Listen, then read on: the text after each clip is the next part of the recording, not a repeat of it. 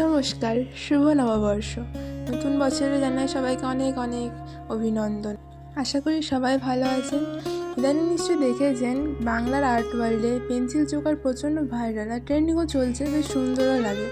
তো আমিও ভাবলাম নতুন কিছু ট্রাই করা যাক, তাই পয়লা বৈশাখ স্পেশাল এই একটা জুয়েলারি বানাচ্ছি, যেটা চোকারের মতোই, পেন্সিল চোকার নয়, তবে একটু আলাদা কিছু।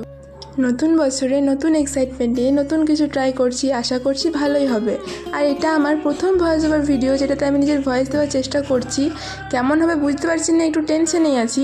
ভালো লাগলে লাইক করবেন আর পারলে একটু কমেন্ট করবেন, তাহলে আমি বুঝতে পারবো কার কেমন লেগেছে।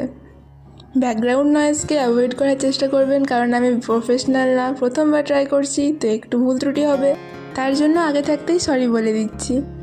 জুয়েলারির কাজ মোটামুটি শেষের দিকে হয়ে এসেছে প্রায়। এই যে জুয়েলারির টার্সেলের জন্য ডলি সুতো দরকার ছিল, কিন্তু আমার কাছে আপাতত অ্যাভেলেবেল ছিল না। তো আমি যতটা জোগাড় লাগাতে পারা যায় বাড়িতে থাকা রিলে সুতো দিয়ে এটা কাজ চালানোর চেষ্টা করছি। আবারও বলছি, আমি কিন্তু প্রফেশনাল না, এটা পুরোই আমার নিজস্ব প্রসেস। নিজের মতোই করার চেষ্টা করছি, নিজের আইডিয়া দিয়ে। যেহেতু এটা টিউটোরিয়াল ভিডিও হচ্ছে, তাই একটু জানিয়ে রাখি, এই যে জুয়েলারির টার্সেলটা, এটাতে 3টে পার্ট আছে।